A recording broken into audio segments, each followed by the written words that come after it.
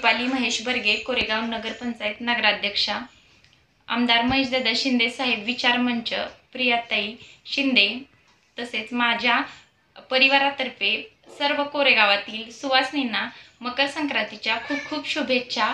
तिळगुळ घ्या, गोड बोला। ही संक्रांत आपण पर्यावरणपूरक साजरी करूया।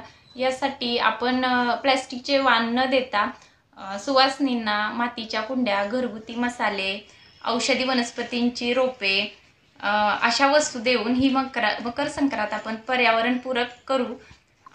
या सणाची शिकवण सगळ्यांनी मिळून राहावे, आनंदी राहावे, स्वस्थ राहावे हीच आहे। धन्यवाद।